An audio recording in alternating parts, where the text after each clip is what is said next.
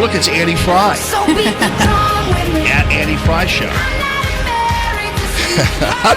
I still can't believe John McCain wound up on this list of the world's greatest leaders as named by Fortune magazine. And not only on the list, but number 9. 9. Yeah, that's pretty high. Like that's pretty high. You know, I'm thinking of like the things that he's done in his career. Right. Like maybe he is a hero. He is a war hero. But world leaders, I'm not really jiving with that. No. Well, even I need a definition. Their definition of world leader. Yeah, I'm still confused by LeBron James. Yeah, as a what? Well, I guess because LeBron. I mean, I guess if it's an impact. I mean, like but I don't know. I think they don't really know what this list is. Yes, that's the problem. Is they haven't really defined what this is, and I mean. You could say the world's most, or the America's most influential people, I guess. Or sure, LeBron James that definitely makes more has. Sense. He has a really big voice, and he speaks to a lot of people. I doubt that they're the same people that John McCain is leading. Number 9, right? But I mean. Yeah, let's define what a world leader is. Well, also, yeah, and you would have to have accomplished something. And I'm not quite sure what John McCain has accomplished other than being elected. Numerous times. Over and over and over again. Yeah. Obviously, he is a war hero. I get all that. But he hasn't transformed the world or done... You know, I would put... And I don't know whether he's on here or not because I haven't gone all through because it's 50 of them and I wasn't going to go through the entire list. But I'll give you an example of people who transform the world who might be in commerce. Like the guy who owns Whole Foods. So every time I go into Whole Foods, they have some kind of microfinancing project that they're doing, whether it be in the United States or around the world. Now, microfinancing is a really cool thing because it puts the power into these smaller communities, and they're all given they're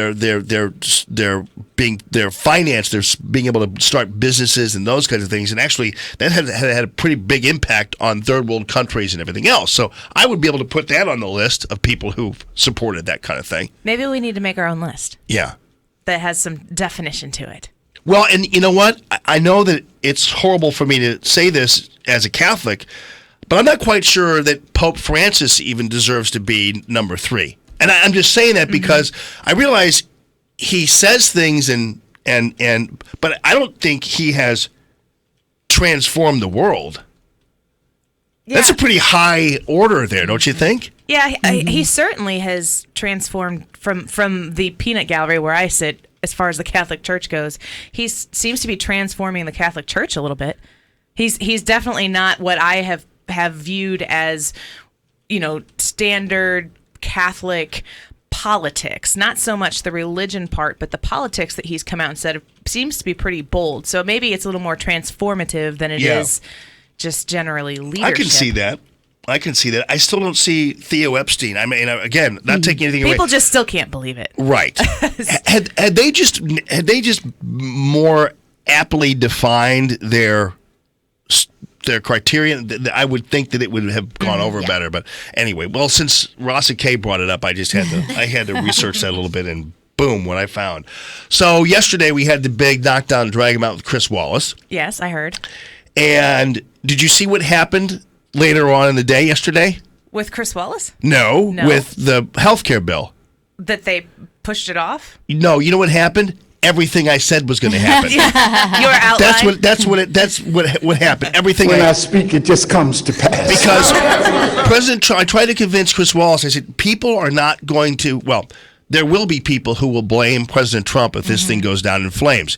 It will be NBC News, ABC News, Chris Wallace, the usual suspects. Shepard Smith. No, Chris Wallace. I mean, I love. I mean, really, he and I have a great relationship. But anyway, Chris Wallace and every other news organization, and maybe even some Republicans.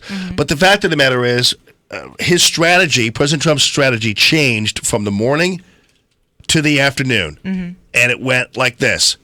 I'm going to do everything I can. I'm supporting this bill. I'll meet with yet another group, like the Tuesday evening crowd or whatever that is. Do you know what that group is? The Tuesday people? No. Okay. I wasn't.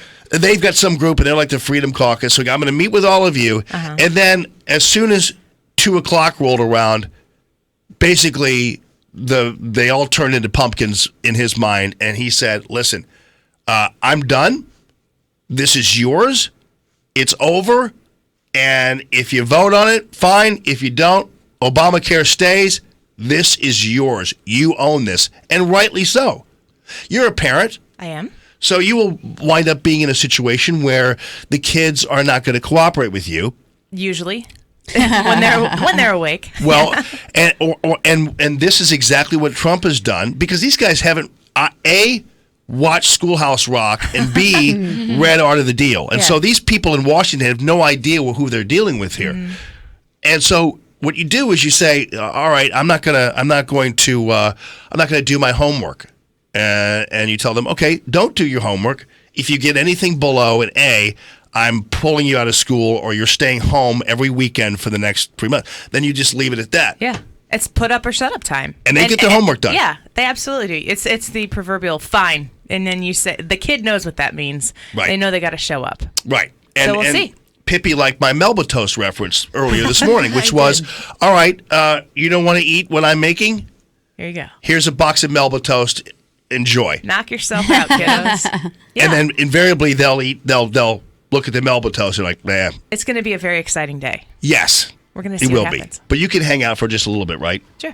And I'm sure you're excited that football is back in St. Louis. I'm excited to hear about it. Yeah. I'm going to give you free tickets just for coming this morning. Would I be able to sell those tickets?